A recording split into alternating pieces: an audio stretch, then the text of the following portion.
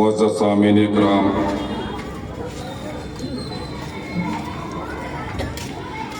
جملہ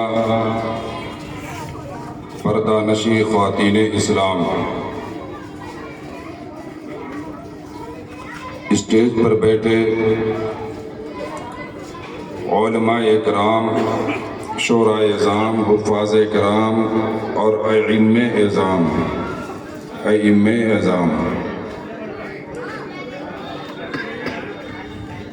السلام علیکم ورحمۃ اللہ وبرکاتہ۔ وعلیکم السلام ورحمۃ اللہ وبرکاتہ۔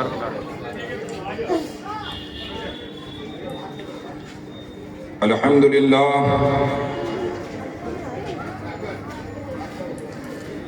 للہ الذی وحدہ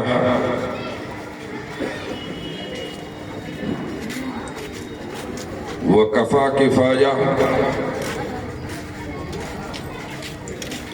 ومن الانابہ وإلیک الاجابہ،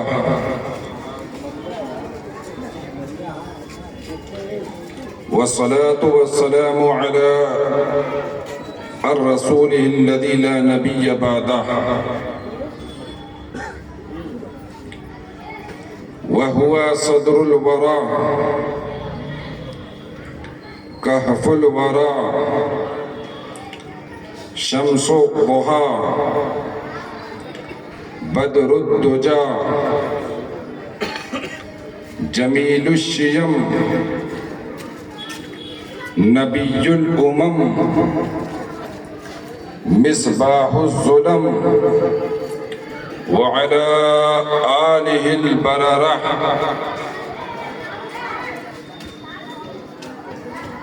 وأصحابه النجبہ، اما بعد فاعوذ باللہ من الشیطان الرجیم، بسم اللہ الرحمن الرحیم۔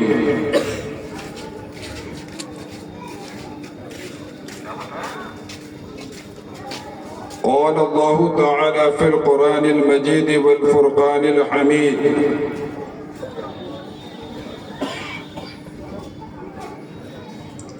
اللہ ولی الذین آمنوا، صدق اللہ مولانا العظیم وصدق رسولہ النبی الکریم، ونحن على ذلك لمن الشاہدین والشاکرین، والحمد للہ رب العالمین۔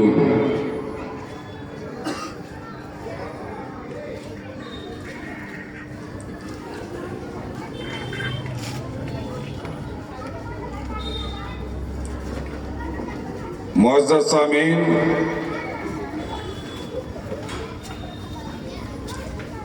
ہم تمام لوگ سرکار غوث اعظم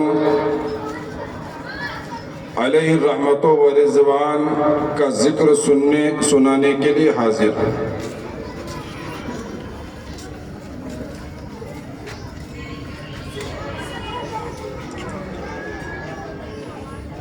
یہ 11ویں شریف کی محفل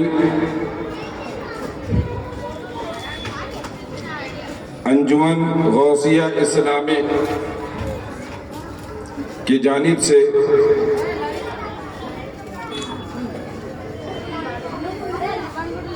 بچوں کے لیے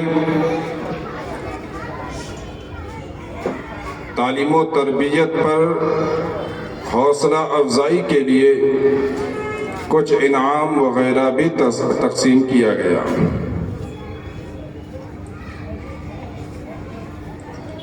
یقین جانیں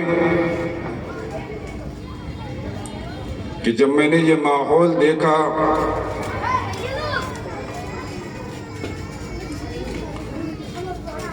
اور یہاں کی کمیٹی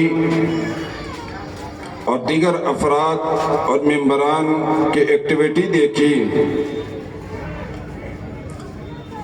اور مدرسے کے ذمہ داران مدرسین کی محنت اور لگن دیکھی، دل باغ باغ ہو گیا۔ سبحان اللہ، سبحان اللہ۔ ایسا پروگرام ہندوستان کے کسی اور خطے میں کم ہی دیکھنے کو ملتے ہیں۔ سبحان اللہ۔ اس لیے کہ یہ ضروری ہے کہ مکتب میں مدرسے میں کیا تعلیم ہوتی ہے اسے برسر عام لایا جائے، اسے برسر عام لایا جائے تاکہ قوم کو بھی معلوم ہو کہ جس ادارے کے پیچھے ہم سب کھڑے ہوتے ہیں دام در میں قدم سخنے، وہ ادارہ ہمیں ہماری آنے والی نسلوں کو کیا دے رہا ہے۔ اس طرح کے پروگرام ہندوستان کے ہر شہر، ہر مسجد کے، ہر مکتب مدرسے کے زیر اہتمام ہونا چاہیے، اور یقیناً یہی سرکار غوث اعظم کا مشن بھی ہے۔ یعنی یہ جو پروگرام بچوں کے لیے منعقد کیا گیا اور انہیں کچھ انعام بھی دیا گیا، یہی سرکار غوث اعظم کا مشن ہے، کوئی اور مشن نہیں ہے، یہی مشن ہے۔ آج دنیا غوث کا دامن، غوث کا دامن، غوث کا دامن کا نعرہ لگاتی ہے کہ غوث کا دامن نہیں چھوڑیں گے، نہیں چھوڑیں گے۔ تو ہر آدمی یہ کہتا ہے پہلے پکڑ تو لے، پکڑا ہی کہاں ہے؟ آپ دیکھیں صرف نعرے لگانے سے کچھ کام نہیں ہوتا، بے شک بے شک، صرف نعرے لگانے سے کچھ کام نہیں ہوتا۔ بے عمل دل ہو تو جذبات سے کیا ہوتا ہے، اور دھرتی بنجر ہو تو برسات سے کیا ہوتا ہے۔ ہے عمل لازم تکمیل آرزو کے لیے، ورنہ رنگین خیالات سے کیا ہوتا ہے۔ اس لیے کہ ہم جذباتی قوم ہیں اور جذبات سے کام لینا جانتے ہیں اور کام دینا بھی جانتے ہیں، لیکن کبھی عقل و دانش کے میدان میں اتر کر، کبھی اپنے بزرگوں کی تعلیم کو لے کر، کبھی غوث و خواجہ کی مشن کو لے کر ہم آگے نہیں بڑھتے۔ کیوں نہیں بڑھتے؟ کیونکہ ہم نے فاتحہ پہ توجہ دی ہے مگر فاتحہ والے پر توجہ نہیں دی ہے۔ ہم نے لنگر پہ توجہ دی ہے لیکن لنگر والے پر توجہ نہیں دی ہے۔ ہم نے غوث اعظم پر توجہ دی لیکن غوث اعظم کے مقصد اور مشن پر توجہ نہیں دی۔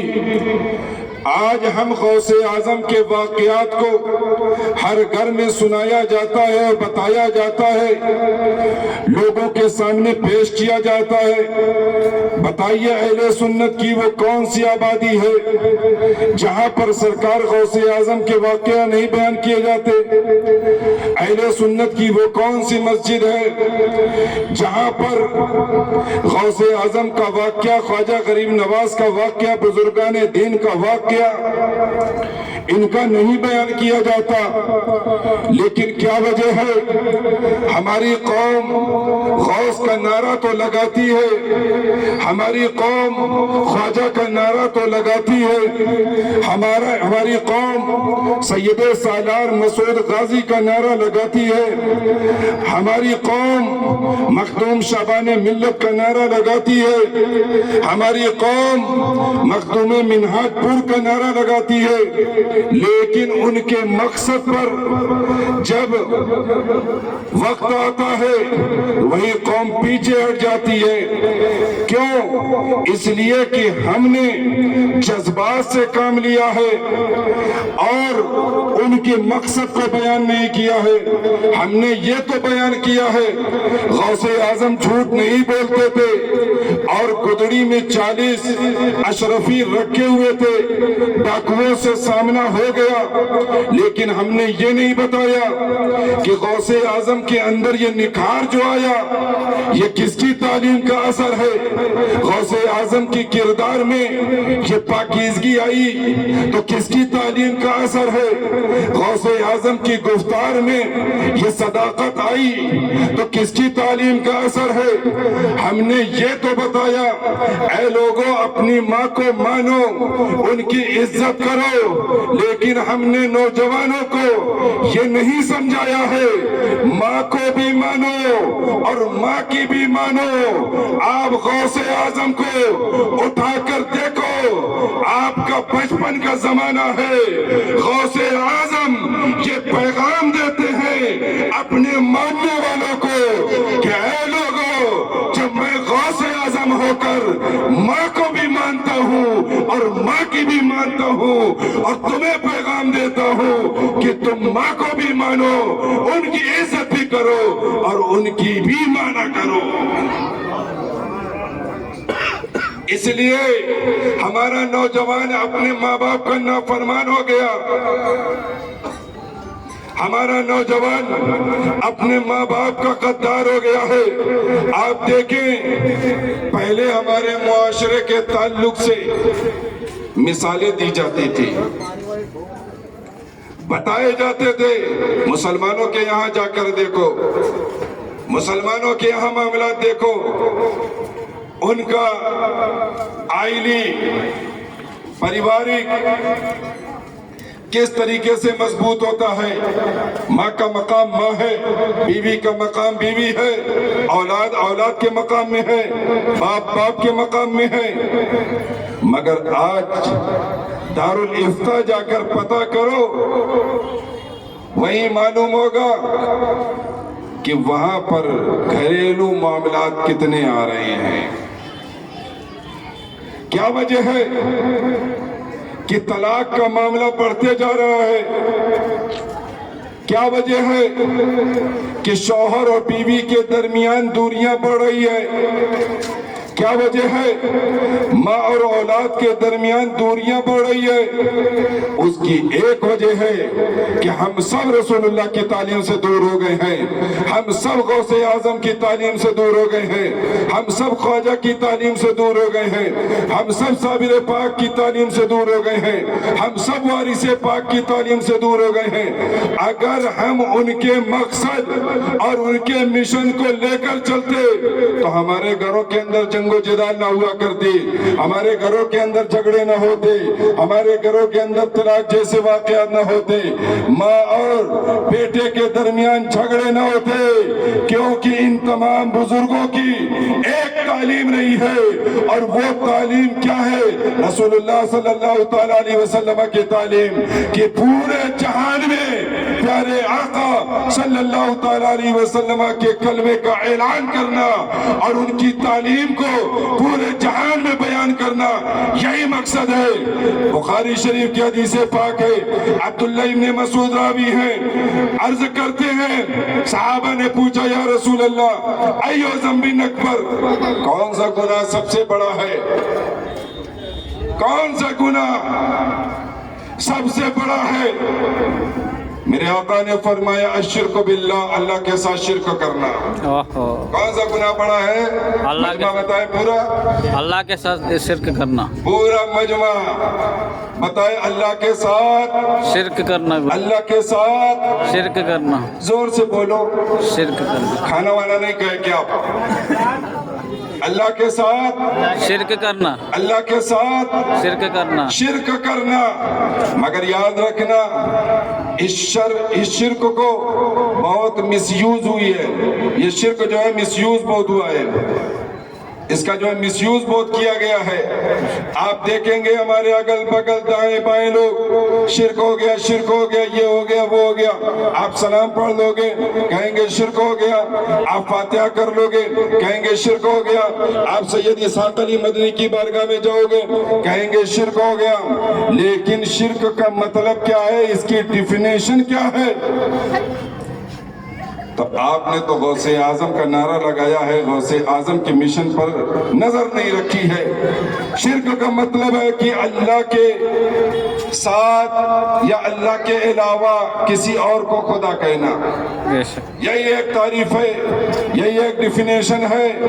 اللہ کے ساتھ یا اللہ کے علاوہ کسی اور کو خدا کہنا یہ شرک ہے۔ یہاں سے لے کر وہاں تک اور پورے وشاکھاپٹنم میں کوئی بھی رسول اللہ کا ایک امتی ایسا نہیں ہے جو سید اسحاق علی مدنی کی بارگاہ میں جا کر کہے کہ میں ان کو خدا کہتا ہوں یا خدا کے ساتھ ان کو خدا کہتا ہوں۔ نہیں کہتا، اس لیے کہ سید اسحاق علی مدنی اولیاء کو خدا نہیں، خدا کے محبوب بندے کہتے ہیں۔ خدا نہیں، خدا کا ولی کہتے ہیں۔ خدا نہیں، خدا کے برگزیدہ بندے کہتے ہیں۔ اسی لیے آپ دیکھو، آپ خواجہ کی بارگاہ میں جاتے ہو، آپ ان کو کیا کہتے ہو؟ کیا ان کو خدا کہتے ہو؟ نہیں، بلکہ انہیں خدا کا محبوب بندہ کہتے ہو۔ آپ غوث اعظم کی بارگاہ میں جاتے ہو، انہیں کیا کہتے ہو؟ بلکہ انہیں محبوب سبحانی کہتے ہو، انہیں غوث اعظم کہتے ہو، انہیں شہباز لمکانی کہتے ہو۔ اور زیادہ طبیعت جھوم گئی تو یوں کہتے ہو امام اہل سنت کی زبان میں کہ واہ کیا مرتبہ اے غوث ہے بالا تیرا، اونچے اونچوں کے سروں سے ہے قدم آیا تیرا۔ سبحان اللہ سبحان اللہ، نعرہ تکبیر، نعرہ رسالہ، علماء اہل سنت، جشن غوث الورا، مسلک اعلی حضرت، زندہ باد۔ اللہ سبحان اللہ۔ اب دوسری بات، صحابہ نے پوچھا یا رسول اللہ کون سا گناہ اس کے بعد بڑا ہے؟ نوجوانوں غور سے سننا، آپ کو پیغام دے کر جا رہا ہوں، غوث اعظم کا مشن دے کر جا رہا ہوں، غوث اعظم کا مقصد بیان کر رہا ہوں۔ نوجوانوں غور کرنا، توجہ ہے۔ کون سا بڑا گناہ ہے دوسرے نمبر پہ؟ آپ کے ذہن میں آتا ہوگا زنا، آپ کے ذہن میں یہ آتا ہوگا چوری، آپ کے دماغ میں یہ بات آتی ہوگی کہ کسی کا مال لوٹ لینا، ڈکیتی کرنا۔ نہیں، یہ بڑا گناہ نہیں ہے، یہ بڑا گناہ ہے لیکن دوسرے نمبر پر نہیں ہے۔ دوسرے نمبر پہ اگر کوئی سب سے بڑا گناہ ہے جس کو میرے آقا نے بیان فرمایا ہے، بخاری کی روایت بتاتی ہے، حقوق الوالدین، ماں باپ کو ستانا ہے، ماں باپ کو تکلیف دینا ہے۔ اگر ماں باپ کو تکلیف دیتے ہو، یاد رکھنا تمہاری نمازیں بھی قبول نہیں ہوں گی، تمہارے روزے بھی قبول نہیں ہوں گے، تمہارے حج بھی قبول نہیں ہوں گے۔ غوث اعظم کو دیکھو، 40 اشرفی اپنی گدڑی میں رکھے ہوئے ہیں۔ ماں نے یہ نصیحت کی تھی، اے عبد القادر، کسی حالت میں کیسے بھی ماحول میں ہو جھوٹ نہ بولنا۔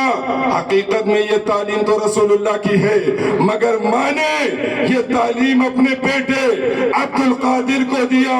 عبد القادر نے دنیا کو یہ پیغام نہیں دیا اور ڈاکوؤں کو بھی بتا دیا کہ میں ماں کو بھی مانتا ہوں اور ماں کی بھی مانتا ہوں۔ سبحان اللہ سبحان اللہ۔ اور بتا دیا کہ میری گدڑی میں 40 اشرفی ہے نا؟ تو نوجوانوں کیا خیال ہے؟ ماں کو بھی مانو، ماں کی بھی مانو، ماں کی بھی مانو، بے شک، غوث کو بھی مانو، غوث کی بھی مانو، خواجہ کو بھی مانو، خواجہ کی بھی مانو، صابر پاک کو بھی مانو، صابر پاک کی بھی مانو۔ اور سید اسحاق علی مدنی وشاکھاپٹنم میں رسول پاک صلی اللہ تعالیٰ علیہ وسلم کے ایما اور حکم پر تشریف لائے تھے مدینہ شریف سے، اسی لیے آپ کو مدنی کہا جاتا ہے۔ یہ شہر میں پہلی مرتبہ آیا، لیکن 1955 میں میرے دادا یہاں آ چکے ہیں، سبحان اللہ۔ ریزرو لائن مسجد میں۔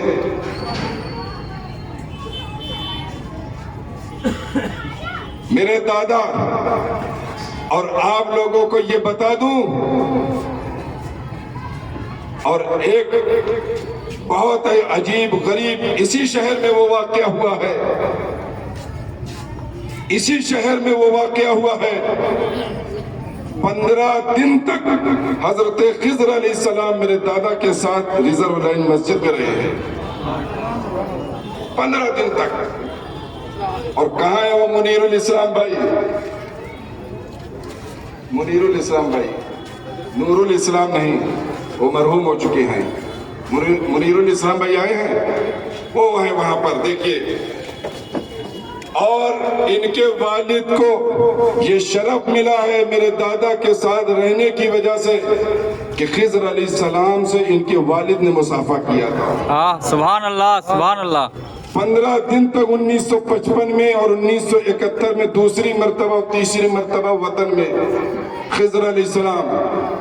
اب سنیں، جب خضر علیہ السلام میرے دادا کے پاس 15 دن بستر لگا کر ساتھ میں رہتے، ساتھ میں اٹھتے، نماز پڑھتے، میرے دادا کے پیچھے نماز پڑھا کرتے، خضر علیہ السلام ایک حیدرآبادی بزنس مین بن کر آئے تھے میرے دادا کے پاس، مگر دادا کی نگاہ ولایت نے خضر علیہ السلام کو پہچان لیا تھا۔ کہا امام صاحب آپ بھی تحفے کے طور پر یہ لے لیں۔ میرے دادا نے فرمایا میں اس نگینے کو کیا کروں گا، مجھے تو نگینہ والا چاہیے۔ سبحان اللہ۔ چنانچہ خضر علیہ السلام بازو پکڑ کے حجرے میں لے کر گئے اور وہیں بیٹھے، اور اس کے بعد 15 دن تک ساتھ میں رہے۔ اب آپ سنیں انہوں نے کیا بات کہی میرے دادا سے۔ کہا اگر آپ اجازت دیں، یہ ریزرو لائن مسجد کی بات ہے، اگر آپ اجازت دیں اسی وقت میں آپ کی ملاقات خواجہ غریب نواز سے کروا دوں، اگر آپ اجازت دیں آپ کی ملاقات خواجہ نظام الدین محبوب الہی سے کروا دوں، اگر آپ اجازت دیں سید اسحاق علی مدنی سے آپ کی ملاقات ابھی کروا دوں، اور اگر آپ اجازت دیں تو غوث اعظم سے آپ کی ملاقات کروا دوں۔ اب یہ وہ جانے اور اجازت لینے والا جانے، کیونکہ دادا نے حاجی نور الاسلام کو یہ کہہ رکھا تھا وعدہ کرو میری زندگی تک میری اولاد کو بھی یہ واقعات نہیں بتانا ہے، اور انہوں نے وعدہ وفا بھی کیا، نہیں بتایا۔ یہ وہ مقام ہے بزرگان دین۔ اور نوجوانوں آپ کہتے ہو کہ اولیاء کرام مر گئے ہیں، نہیں پیارے، اولیاء کرام بالکل نہیں مرے ہیں۔ آپ کہتے ہو اولیاء کیا کر سکتے ہیں، ذرا توجہ سے دل لگا کر کبھی سید اسحاق علی مدنی کی بارگاہ میں جاؤ اور وہاں جا کر ان سے مانگو، اور جو مانگو گے تمہیں عطا کیا جائے گا۔ نہ پوچھ ان خرقہ پوشوں سے ارادت ہو تو دیکھ ان کو، یہ دے بیضا لیے بیٹھے ہیں اپنی آستینوں میں، اس لیے ان خرقہ پوشوں سے یہ نہ پوچھو، بلکہ ان کے قریب جاؤ گے تب تمہارے دل میں دماغ میں اللہ تبارک تعالیٰ نور داخل فرما دے گا۔ اور آپ آئیے، غوث اعظم ابھی پیدا نہیں ہوئے، ابو بکر بطاحی، ابو بکر بطاحی بہت بڑے شیخ، غوث اعظم سے پہلے کے بہت عظیم بزرگ۔ غوث اعظم کا زمانہ نہیں آیا، اور فرماتے ہیں آپ نے خود فرمایا کہ جو شخص میری قبر کی زیارت 40 بدھ کر لے گا، 40 بدھ، جو شخص 40 بدھ مسلسل کنٹینیو میری قبر کے، میرے مزار کی زیارت کر لے گا، اللہ تبارک تعالیٰ اسے جہنم سے آزاد فرما دے گا. ہاں سبحان اللہ سبحان اللہ. یہ ابو بکر بطاحی نے خود فرمایا عشاء پڑھنے والوں، اگر اللہ دولت دے تو کبھی 10 مہینہ 11 مہینہ عراق میں جا کر رہو اور مسلسل 40 بدھ حضرت ابو بکر بطاحی کی مزار پر بدھ جا کر حاضری دو، اللہ تبارک تعالیٰ آپ کو جہنم سے آزاد فرما دے گا. اور آپ نے یہ فرمایا تھا کہ جہنم سے اسے آزاد فرما دے گا، یعنی جہنم کی آگ اسے نہیں جلائے گی. آج بھی آپ کی مزار کی یہ کرامت ہے کہ آپ کے مزار کے احاطے میں اگر گوشت، مچھلی، اس طرح کی چیزیں پکائی جاتی ہے، چاہے جتنا آگ جلا دو وہ گوشت پکتا ہی نہیں ہے، کیونکہ آگ وہاں گوشت کو اثر نہیں کرتا ہے. یہ وہی بزرگ ہیں ابو بکر بطاحی، وہ فرماتے ہیں اے لوگوں، عراق کے اندر 8 اوتاد ہیں. کتنے اوتاد ہیں؟ 8 اوتاد ہیں. 8 اوتاد ہیں. امام احمد بن حنبل بھی ہیں، منصور بن عمار بھی ہیں، معروف کرخی بھی ہیں، اور انہی ناموں میں ایک نام آپ نے لیا عبد القادر بھی ہے. پیچھے جا کو بیٹھو. لوگوں نے پوچھا حضور والا یہ تو جتنے نام آپ نے گنائے ہیں 7 کو ہم لوگ جانتے ہیں،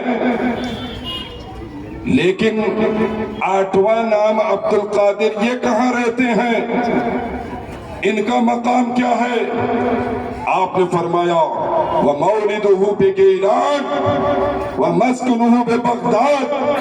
اے لوگو، جس عبد القادر کے بارے میں تم پوچھتے ہو وہ عبد القادر ابھی پیدا نہیں ہوئے ہیں، ان قریب اللہ تبارک تعالیٰ انہیں گیلان میں پیدا فرمائے گا اور ان کی رہائش اور مسکن بغداد ہوگا، اور وہ بغداد کی جامع مسجد میں کھڑے ہو کر یہ اعلان کریں گے قلبی حاضی علی رغبتی کل ولی اللہ. میرا یہ قدم تمام اولیاء کی گردن پر ہوگا. اور جس وقت وہ غوث اعظم اعلان کریں گے، عبد القادر اعلان کریں گے، جتنے بھی اولیاء ہوں گے سب اپنی گردن کو خم کر دیں گے، اور بلکہ اکناف عالم میں جہاں کہیں بھی اولیاء ہوں گے، اقطاب ہوں گے، ابدال ہوں گے، سب اپنی گردن کو خم کر دیں گے. اسی لیے تو کہنے والے نے یہ کہا ہے کہ جس کا منبر ہوئی گردن اولیاء، اس قدم کی حلاوت بلا کو سلام. اور غوث اعظم امام التقا والنقا جلوہ شان قدرت بلا کو سلام. سبحان اللہ سبحان اللہ. اس لیے غوث اعظم کی شان سب سے بلند، سب سے اعلیٰ. آپ نے فرمایا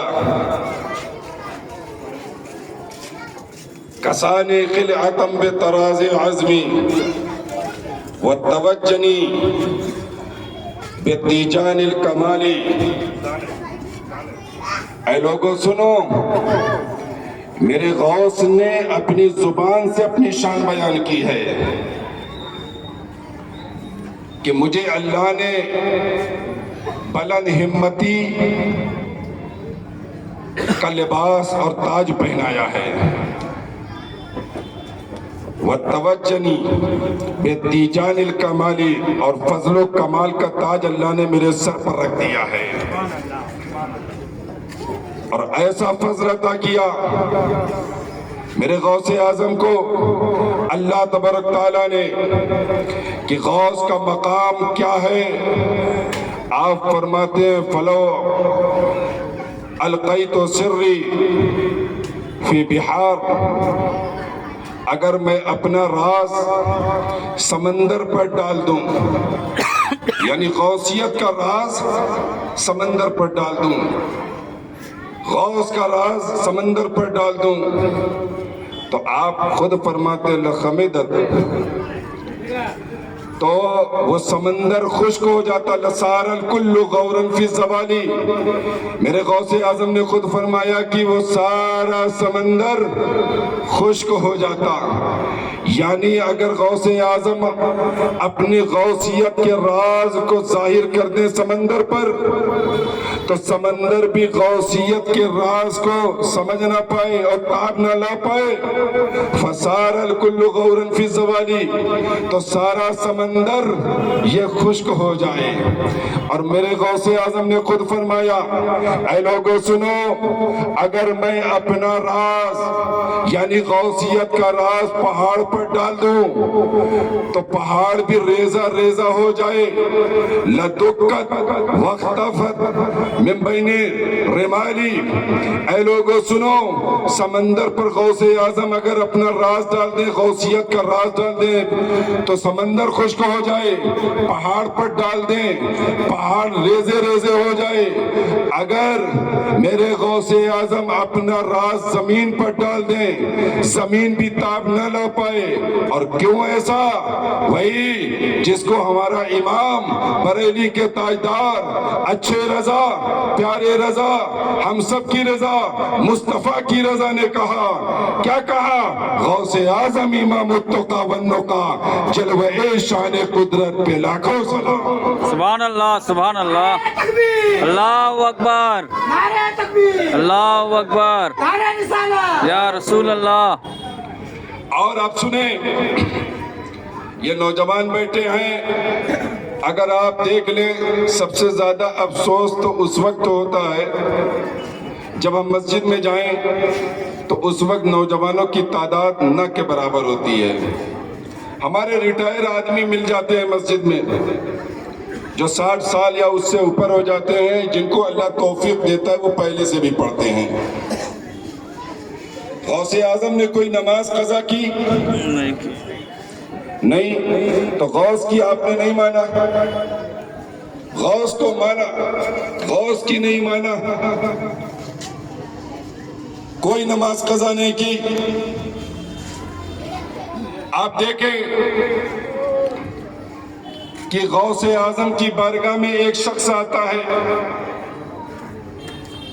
عرض کرتا ہے حضور بڑی تنگی ہے، پریشانی ہے، مفلسی ہے، گھر کے اندر ناداری ہے، پریشان حال ہوں، کاروبار رن نہیں کر رہا ہے، چل نہیں رہا ہے۔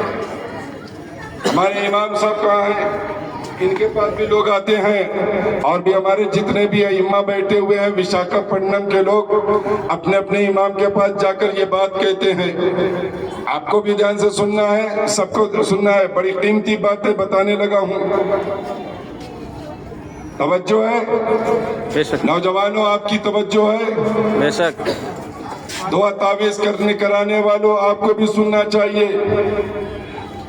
مفلسی آنے کا ایک سبب یہ بھی ہے، غریبی کا سبب یہ بھی ہے۔ غوث اعظم کی بارگاہ میں وہ شخص آتا ہے، حضور بہت غریب ہوں، کوئی کام نہیں ڈھنگ سے ہو رہا ہے، اور ایسا ہم لوگ بھی کہتے ہیں آ کر امام صاحب سے، یہی بات کہتے ہیں۔ غوث اعظم کی بارگاہ میں آنے والا آیا، غوث اعظم نے آنکھ بند کیا، سوال کر رہا ہے حضور غریب ہوں، غریبی ختم نہیں ہو رہی ہے۔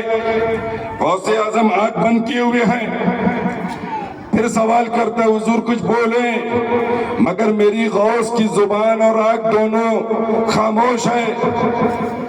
غوث نگاہ جھکائے ہوئے ہیں، بولنے والا بولتا ہے، میرے غوث اعظم خاموش ہیں۔ پھر اس کے بعد نگاہ اچانک اٹھتی ہے، اور اس کے بعد آسمان کی طرف غوث اعظم کی نگاہ جاتی، آسمان کی جانب۔ میرے غوث اعظم نے لوح محفوظ پہ دیکھا، کیا وجہ ہے؟ اس کے گھر میں غریبی ہے۔ میرے غوث اعظم نے فرمایا، اے پوچھنے والے پوچھتا ہے کہ غریبی تیرے گھر میں ہے، کاروبار رن نہیں کر رہا ہے، مگر یہ تو بتا کہ تیرا گھر کہاں ہے؟ کا حضور مطلب یہ ہے کہ گلی میں ہے، محلے میں ہے، راستے میں ہے، شاہراہ پر ہے، روڈ پر ہے، کہاں ہے؟ اس نے کہا کہ روڈ پر میرا گھر ہے، گلی پڑتا ہے، لوگ آتے جاتے ہیں۔ کہا کہ اپنے گھر کے دروازے پر پردہ ڈال دے، غوث کی نگاہ لوح محفوظ پر، غوث کی زبان بغداد میں، نگاہ لوح محفوظ پر، زبان بغداد میں، غوث بھی بغداد میں۔ فرماتے ہیں اپنے گھر کے دروازے پر پردہ ڈال دے، غریبی دور ہو جائے گی۔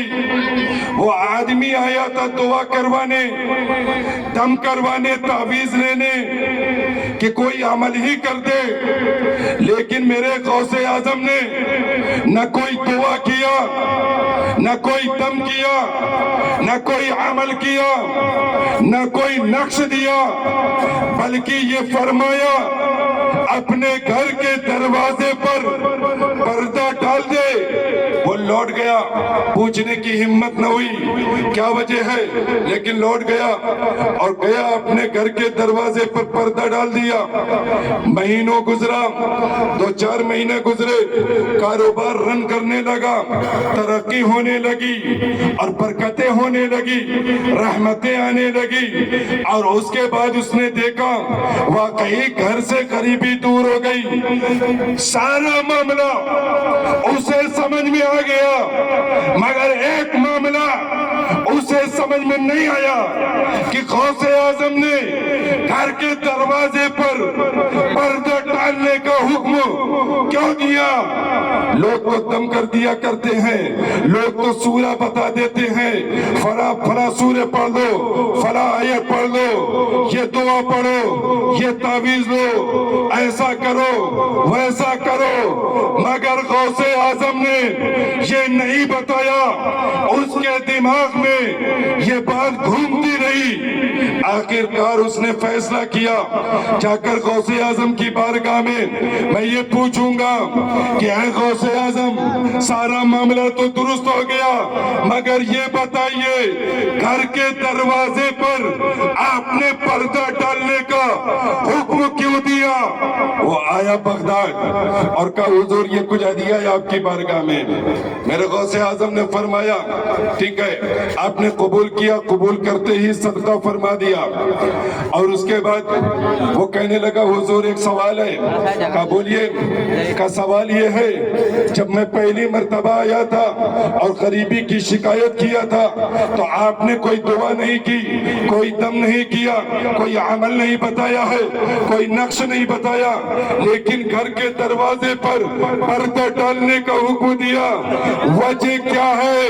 یہ وجہ سمجھ میں نہیں آتی۔ سرکار غوث اعظم کا چہرہ جلال سے سرخ ہو جاتا ہے، آپ فرماتے ہیں اے پوچھنے والے، جب تو آیا تھا میں نے لوح محفوظ پر دیکھا کہ تیرے گھر میں غریبی آنے کی وجہ یہ ہے کہ جب آدمی راستے سے گزرتا ہے اور بے نمازی جب راستے سے گزرتا ہے اور اس بے نمازی کی نظر تیرے گھر کے اندر پڑتی ہے تو اس بے نمازی کی نحوست کی وجہ سے اللہ نے تیرے گھر کو برباد کر دیا تھا، تیرے گھر کے اندر رحمتیں چھیل لی تھی اور تیرے گھر کو ویران کر دیا تھا، اور میں نے پردہ ڈلوا دیا، اور اب بے نمازی گزرتا ہے تو اب اس کی نگاہیں اندر نہیں جاتی ہے، باہر ہی رہتی ہے۔ بے شک، سبحان اللہ، سبحان اللہ۔ اس لیے نوجوانوں آپ بتاؤ ہمارے گھر کے اندر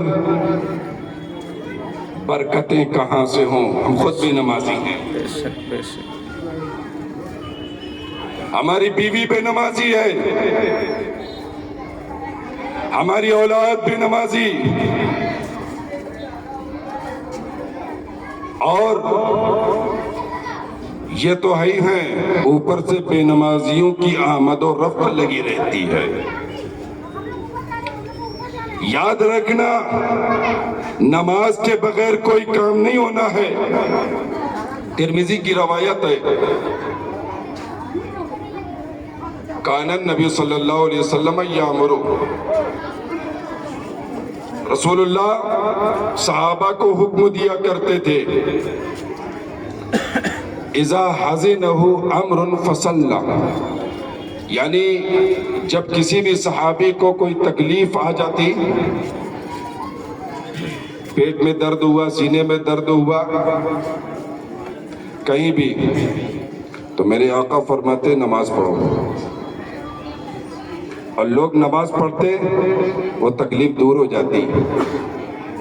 یہ علاج میرے آقا نے صحابہ کو بتایا۔ آپ بتاؤ کیا اس نماز کے ذریعے ہم اپنی بیماری کا علاج نہیں کر سکتے؟ سر میں درد ہے، وضو کرو، 2 رکعت نفل نماز پڑھو، سر کا درد انشاءاللہ چلا جائے گا۔ پیٹ میں درد ہے، آپریشن ہے، وضو کرو، 2 رکعت نفل نماز پڑھو، انشاءاللہ الرحمن آپریشن ناکام بھی ہونا ہوگا تو کامیاب ہو جائے گا۔ سبحان اللہ، سبحان اللہ۔ علاج کرو نبی پاک صلی اللہ تعالیٰ علیہ وسلم کی تعلیم سے، مگر یہ کام ہم نہیں کرتے۔ ہم تو فاتحہ میں بزی ہیں، ہم تو لنگر میں بزی ہیں، ہم تو مستحبات میں، نعروں میں بزی ہیں، مگر یاد رکھنا یار کہ اگر آپ بے عمل ہو تو کچھ نہیں ملنے والا، بے عمل دل ہو تو جذبات سے کیا ہوتا ہے، اور دھرتی بنجر ہو تو برسات سے کیا ہوتا ہے۔ اور چراغوں سے نہ پوچھو کہ تیل کتنا باقی ہے، چراغوں سے نہ پوچھو کہ تیل کتنا باقی ہے، نہ ہی سانسوں سے پوچھو کہ کھیل کتنا باقی ہے۔ پوچھو تو صرف کفن میں سوئے ہوئے انسانوں سے کہ اعمال زندگی میں ہو تو کفن میں چین کتنا ہے۔ سبحان اللہ، سبحان اللہ۔ اس لیے اعمال بہت ضروری ہے۔ اگر کفن میں چین کے ساتھ سونا چاہتے ہو تو آپ کو عمل کرنا پڑے گا۔ میرے آقا صلی اللہ تعالیٰ علیہ وسلم نے صحابہ کو تعلیم کیا دی؟ صحابہ کو تعلیم تو ایسی عطا فرمائی، کوئی صحابی بے نمازی تھا، آج غوث اعظم کی مانتے ہیں، غوث اعظم کی اگر مانتے ہوتے تو ہم سے اور ہمارے نوجوانوں سے نمازیں نہ قضا ہوتی۔ غوث اعظم کی مانتے ہوتے ہمارا نوجوان نشے کی لت میں نہ گرفتار ہوتا، غوث اعظم کی مانتے تو شراب خانے ہمارا نوجوان نہ جاتا، جانے سے پہلے، قدم اٹھانے سے پہلے وہ سوچتا کہ میں تو غوث کا نعرہ لگاتا ہوں، میں تو غوث کا کتا ہوں، کہ تجھ سے در سے سگ، سگ سے ہے مجھ کو نسبت، میری گردن میں بھی ہے ڈور کا ڈورا تیرا۔ اس لیے اگر ہماری گردنوں میں سرکار غوث اعظم کا ڈورا ہے، آپ کی محبت کا ڈورا ہے، آپ کی عقیدت کا ڈورا ہے، تو اے نوجوانوں، یہ آج آپ کو عہد کرنا ہوگا کہ غوث اعظم کی محبت ہے تو ہم شراب خانے نہیں جائیں گے، ہم گانجا اور افیم کو ہاتھ نہیں لگائیں گے، ہم برے کام سے دور ہو جائیں گے، اور ہم بے نمازی ہوں گے تو ہم اس سے بھی توبہ کر لیں گے اور نمازی بن جائیں گے۔ سبحان اللہ، سبحان اللہ۔ اس لیے نوجوانوں، آپ بتاؤ ہم میں سے کون نماز پڑھے گا؟ ہاتھ ویسے نہ اٹھا دینا ہے، ویسے پورا مجمع اٹھا دیتا ہے ہاتھ، پورا مجمع اٹھا دیتا ہے ہاتھ۔ اور اس کے بعد معلوم پڑا، ابھی 13 تاریخ کو میں ایک جگہ میں تھا تو امام صاحب نے بتایا کہ سال بھر پہلے غالباً میں وعدہ کروایا، سارے لوگوں نے ہاتھ اٹھا لیا، میں نے کہا اہل رسول ہوں، کچھ تو شرم کرنا، کہ آل رسول کے ہاتھ پر وعدہ کر رہے ہو، کہاں نماز پڑھیں گے؟ اور جب میرا 13 تاریخ کو جانا ہوا، سنا ہے کہ آ رہے تو 12 تاریخ سے پھر پڑھنا شروع کر دیے۔ کہیں ایسا نہ ہو کہ جھوٹ بولنا پڑ جائے، 13 تاریخ جی پڑھاؤں، کل فجر کا ٹائم تھا، پرسوں ظہر میں تھا، عصر میں تھا، مغرب میں تھا، عشاء میں تھا۔ امام صاحب بتائیے نا، امام صاحب ہاں کل تھے یہ۔ بس ایک ہی دن کا نہ پوچھے گا کہ پورا کیلنڈر لے کے ہم بیٹھ جائیں گے۔ امام صاحب نے مجھے کان میں بتا دیا۔ ہم تو جنت جانے کے لیے تیار ہیں، مگر ہمارے اندر عمل نہیں۔ ہم نے تو جنت اپنی بپوتی سمجھ لیا ہے، یہ سمجھ لیا ہے کہ ہم مریں گے، قبر میں جائیں گے، پھر اٹھیں گے، سلو موشن میں چلتے ہوئے فرشتے آئیں گے، حضرت جی کہاں تھے، ہار پہنائیں گے، چلیے چلیے جنت کی طرف، آپ کا جنت انتظار کر رہی ہے، حوریں انتظار کر رہی ہے، نعمتیں۔ ایسا ہوتا ہے۔ میاں جنت اتنی آسانی سے نہیں ملنے والی۔ دنیا میں ایک پلاٹ، ایک فلیٹ، ایک دکان اور ایک بالشت زمین آپ کو 10 سال 20 سال محنت کر کے حاصل ہوتی ہے، لاکھوں روپے قیمت ادا کرتے ہو۔ آپ بتاؤ، جس جنت کے بارے میں میرے آقا صلی اللہ تعالیٰ علیہ وسلم نے فرمایا ہے کہ جنت میں ایک بالشت زمین دنیا اور ما فیہا سے بھی بہتر ہے، افضل ہے۔ تو مکیش امبانی کی کوٹھی بھی آ گئی۔ ایک بالشت زمین دنیا ما فیہا سے بہتر، سارے ملکوں کی اکنومی بھی اس کے اندر ہے، ساری جی ڈی پی بھی اس کے اندر، ساری دولت کائنات کی، اور سارے مکان، فلیٹ، زمین، سب کچھ ایک بالشت زمین جنت کی۔ آپ سمجھتے ہو جو جنت سونے اور چاندی کی ہے، آپ کو بدعملی پر وہ جنت مل جائے گی؟ بالکل ایسا نہیں ہونے والا ہے۔ اس لیے اگر آپ عمل میں کوتا ہو تو عمل کی جانب سبقت کرو، میرے آقا سے پوچھو، یا رسول اللہ یہ بتائیے کہ ہمیں جنت میں جانا ہو اور آسانی کے ساتھ جانا ہو تو ہمیں کیا کرنا ہوگا؟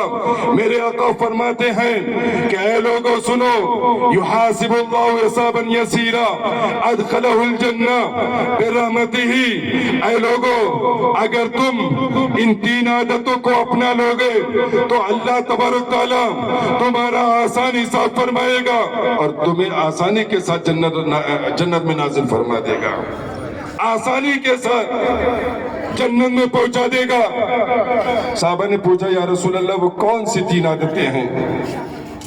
سننا نوجوانوں، آج رشتے ٹوٹ رہے ہیں، ان کو بھی سننا چاہیے۔ اولاد ماں باپ کے خلاف بغاوت کر رہی ہے، اولاد کو بھی سننا چاہیے۔ بیوی شوہر کے خلاف ہے، بیوی کو سننا چاہیے۔ شوہر بیوی کے خلاف ہے، شوہر کو سننا چاہیے۔ ہر انسان کو یہ پیغام سننا چاہیے۔ میرے آقا نے فرمایا کہ 3 عادتیں اگر تمہارے اندر ہیں، اللہ تعالیٰ تمہارا آسان حساب فرمائے گا۔ 3 عادتیں۔ آج اگر اسکول اور ایگزام کا کوئی ٹیچر، امام صاحب، ابھی بچوں سے کچھ سوالات ہوئے اور وہ پاس ہوئے، اگر ان بچوں میں سے کسی کو بلا کر کان میں چپکے سے بتا دیں کہ فلاں فلاں کوشچن دیکھ لینا، امپورٹنٹ ہے، اہم ہے، تو ظاہر سی بات ہے وہ بچہ تو امام صاحب سے بہت خوش ہوگا کہ امام صاحب بہت مانتے ہیں ہم کو، ہے نا، کسی کو نہیں بتایا بہت مانتے ہیں، اور وہ بچہ احسان مند رہے گا، ان کا بے شک احسان مند رہے گا، بے شک تمام بچوں میں سر بلند رکھے گا کہ انہوں نے امپورٹنٹ سوال مجھے بتا دیا ہے۔ بے شک بے شک اے لوگوں، قیامت میں حساب ہونا ہے، میرے آقا نے فرمایا ہے لا یزول قدم ابن آدم یوم القیامہ حتی یسأل عن خمس، قیامت کے دن اللہ کی بارگاہ میں کسی انسان کو پیر ہلانے کی اجازت نہیں ہوگی جب تک کہ وہ 5 سوالوں کا جواب نہیں دے لے۔ پہلا سوال ہے جوانی کے بارے میں جواب دو، تم نے اپنی جوانی کا استعمال کیا کیا ہے اور کیسے کیا؟ نوجوانوں بتاؤ، آپ بتاؤ کہ شراب خانے میں جوانی گزاری ہے، بیئر بار میں جوانی گزاری ہے، ڈانس کر کر کے اپنی جوانی خراب کی ہے، بے نمازی ہو کر جوانی خراب کر دی ہے، یہ اللہ کی بارگاہ میں لے جاؤ گے؟ رسول اللہ فرماتے ہیں جوانی کے بارے میں حساب دینا ہے تو دینا ہے۔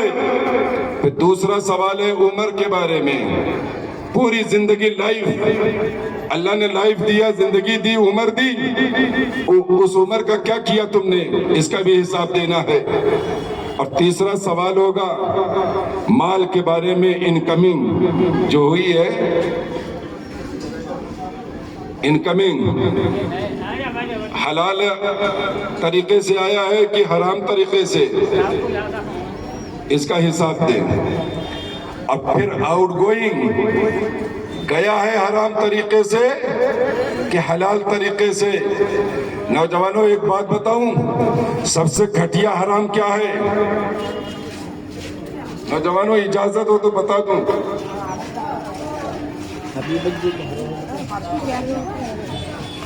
آپ نوجوانوں سے،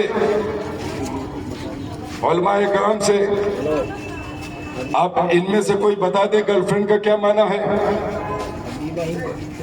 کوئی بتا دے کیا ہے گرل فرینڈ کا معنی؟ لڑکی دوست؟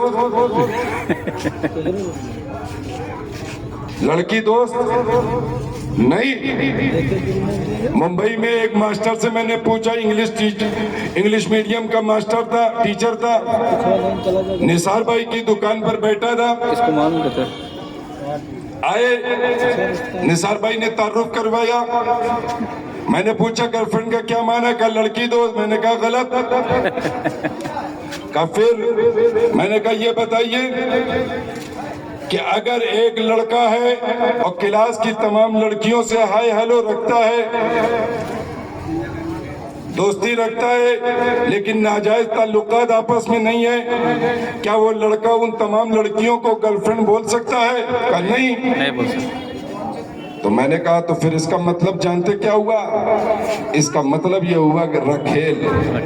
اس کا مطلب کیا ہوا؟ رکھیل۔ فارسی میں اس کا مطلب ہوا داشتہ۔ آپ دیکھو یہود و نصارہ نے آپ کو کہاں پہنچا دیا۔ آج مسلم معاشرے کے اندر بھی لڑکیاں یہ کہتی ہیں میں فلاں کی گرل فرینڈ ہوں، لڑکا بھی کہتا ہے وہ میری گرل فرینڈ ہے۔ ارے پیارے کبھی اس کا معنی بھی سوچو، گرل فرینڈ کہتے ہو تو اس کا مطلب یہ ہے کہ اردو میں آپ اسے رکھیل بولتے ہو، فارسی میں اس کو آپ داشتہ بولتے ہو، اردو میں پیشاب کو پیشاب کہتے ہیں اور انگلش میں ٹوائلٹ۔ پیشاب تو پیشاب نہ ہے، چاہے ٹوائلٹ بول دو تو بھی پیشاب ہے، وہ ناپاکی رہے گا، اس کی گندگی ختم نہیں ہو جانی کہ گندگی ختم ہو گئی ٹوائلٹ بولنے سے، پیشاب پیشاب ہی رہا۔ تو چاہے پیشاب کو پیشاب بولو تو بھی گندا ہے، ناپاک ہے۔ اسی طرح سمجھو رکھیل رکھیل ہے، چاہے گرل فرینڈ بولو یا رکھیل بولو، دونوں باتیں ایک ہے۔ اس لیے ہم مسلم لڑکیوں سے یہ کہنا چاہتے ہیں ان یہودیوں کے پیچھے نہ جاؤ، ان نصارہ کے پیچھے نہ جاؤ، ان بالی ووڈ والوں کے پیچھے بھی نہ جاؤ، غیروں کے پیچھے مت آؤ، بلکہ تم غوث اعظم کی کنیز ہو، تم خواجہ غریب نواز کی کنیز ہو، تم رسول پاک کی غلام ہو، اور تمہیں रसूल अल्लाह ने एक बेहतर और पाकीज़ा तालीम अता फरमाई थी, और तुम कहाँ जा रही हो? तुम तो गंदे माहौल में चली गई, जहाँ तुम्हें माहौल ने, यहूद ने, नसारा ने, गैरों ने और एक पाकीज़ा औरत से तुम्हें रखेल बना दिया है। इसलिए इन चीजों से बाहर आओ। अगर कोई नौजवान ये लड़की को बोल दे कि ये मेरी रखेल है तमाम लड़कियों से, नौजवानों आप बताओ कि वो लड़की मार देगी कि नहीं? जिंदा मार देंगे। तो गर्लफ्रेंड में क्यों नहीं मारती? और याद रखना, अगर ये कहे कि कोई ये माना, मौलाना साहब ने कहाँ से बताया, बोलना कि ऑक्सफोर्ड यूनिवर्सिटी की डिक्शनरी उठाओ और उसमें देख लेना, ये माना। सुनो, मेरे आका फरमाते हैं 3 आदतें तुम्हारे अंदर अगर हैं तो अल्लाह आसान हिसाब लेगा। सुनो, ये गौस की तालीम है, ये ख्वाजा की तालीम है। इस बुनियादी तालीम से हमें जुड़ना है। क्यों? अगर ये तालीम हमारे अंदर नहीं, हमारे घर बर्बाद हो गए। हमारा घर बर्बाद हो चुका है। आज हिंदुस्तान के जिस इलाके में जाओ, जिस खित्ते में जाओ, जहां जाओ, तलाक के वाकयात बहुत कसरत से हो रहे हैं, रिश्ते टूट रहे हैं। मेरे आका ने फरमाया तौती मन हरामा का, पहली आदत तुम उसे भी नवाजा करो जो तुम्हें महरूम कर दे, जो तुमको महरूम कर दे उसे भी नवाजो।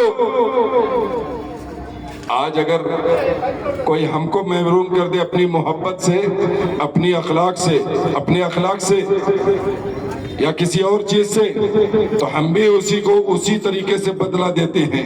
बेशक बेशक। ये मेरे आका की तालीम नहीं, रसूलुल्लाह की तालीम है। तुमको जो महरूम कर दे तुम उसे भी नवाजते रहो, देते रहो। ये आदत तुम अपना लो। बीवी अकड़ गई तो शौहर उससे ज्यादा अकड़ गया, माँ बाप नाराज हो गए, औलाद उससे ज्यादा नाराज हो गई। तो मन हराम का, जो तुम्हें महरूम कर दे उसे भी नवाजो, उसे भी दो। रसूलुल्लाह फरमाते हैं दूसरी तालीम ये है, दूसरी आदत ये है कि ऐ लोगों सुनो, अंतसीला मन कता का, जो तुमसे रिश्ता तोड़े तुम उससे रिश्ता जोड़ लो।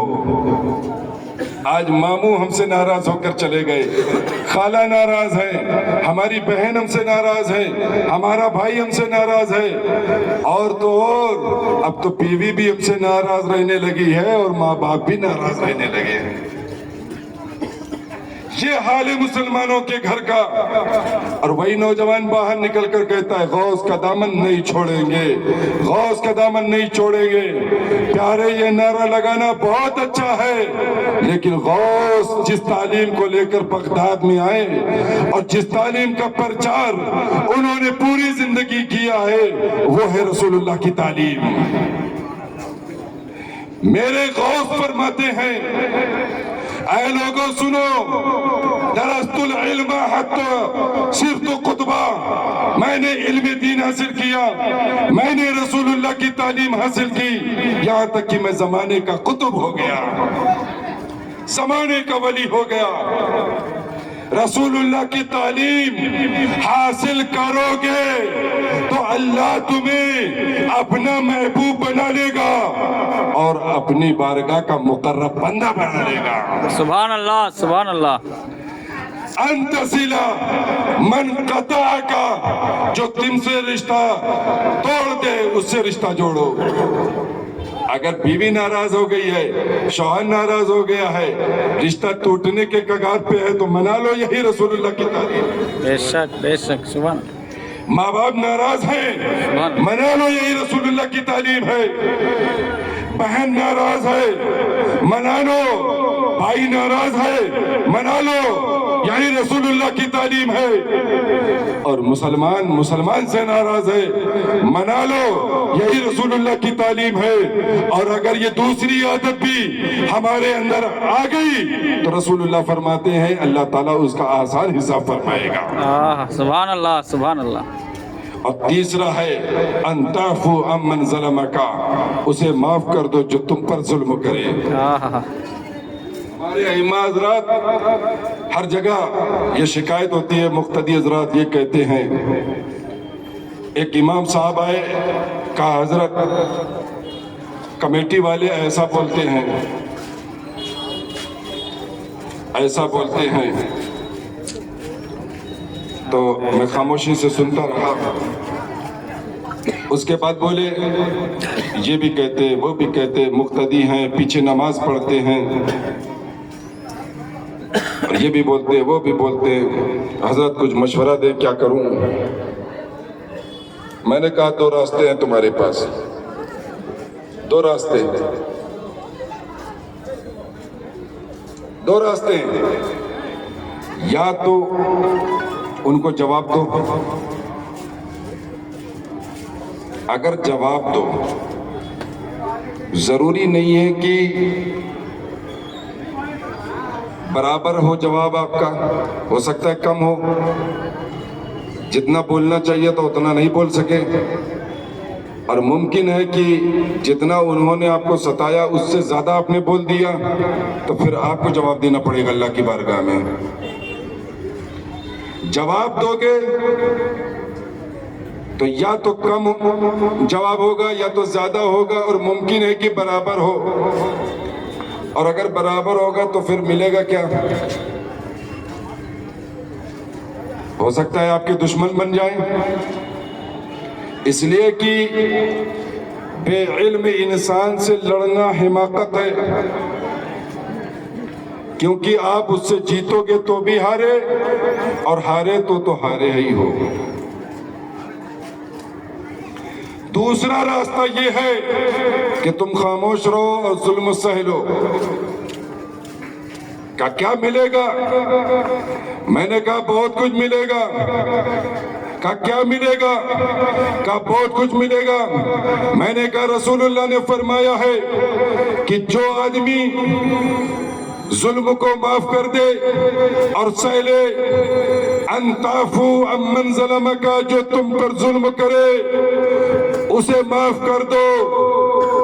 اگر یہ عادت تمہارے اندر ہے تو قیامت کے دن فرشتہ آئے گا, ندا دے گا, آواز دے گا, کہاں ہے وہ جن کا اجر اللہ کے ذمہ کرم پر ہے.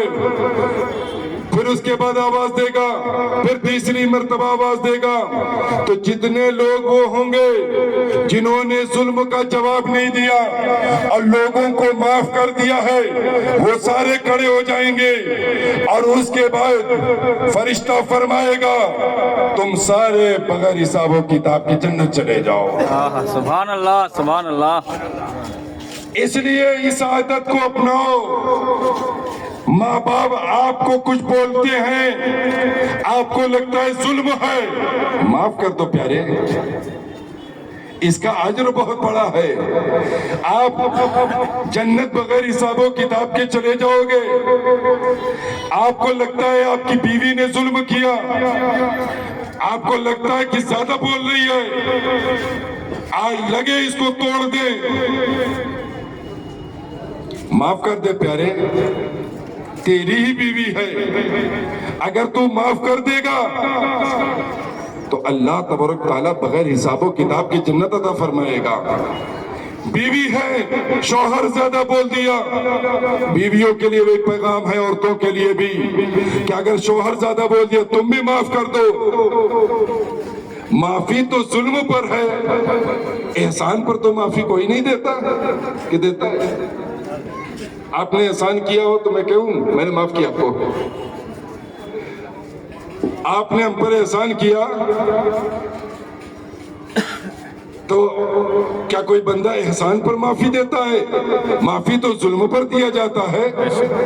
اس لیے جہاں میرے آقا صلی اللہ تعالی علیہ وسلم کی معافی والا معاملہ دیکھتے ہو، وہیں پر یہ بھی دیکھو کہ میرے آقا نے اپنی امت کو کیا تعلیم دی ہے، اور غوث اعظم کو بھی دیکھو جب شیخ سنعان یہ سوچ رکھتے تھے کہ جس وقت غوث اعظم نے قدمی حاضی علی رغبت کل ولی اللہ کا اعلان کیا، تو شیخ سنعان نے جو کہ بغداد سے کافی دور تھے، انہوں نے بھی اس آواز کو سنا، انہوں نے سوچا کہ یہ تو اور لوگوں کے لیے ہوگا، میں مرتبے میں بہت بلند ہوں، میں مقام میں بہت بلند ہوں، اس لیے یہ پیغام میرے لیے نہیں ہے۔ اللہ نے غوث اعظم کے اس بے ادبی کی وجہ سے شیخ سنعان کی ولایت اور کرامت کو سلب کر لیا، اور جب ان کی کرامت اور ولایت سلب ہو گئی اور کچھ دنوں تک غور کیا،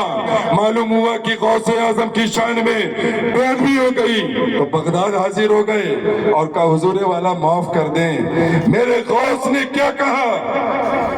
اتنے بڑے بے ادب یہ نہیں کہا، غوث کہتے ہیں آج اگلے سے لگ جا، میں نے تجھے معاف کیا، اور جیسے ہی غوث اعظم نے معاف کیا، اللہ تبارک تعالیٰ نے شیخ سنعان کو ویسے ہی ولایت بھی عطا کر دیا اور کرامت بھی عطا کر دیا، تمام کمالات اور فضائل عطا کر دیے۔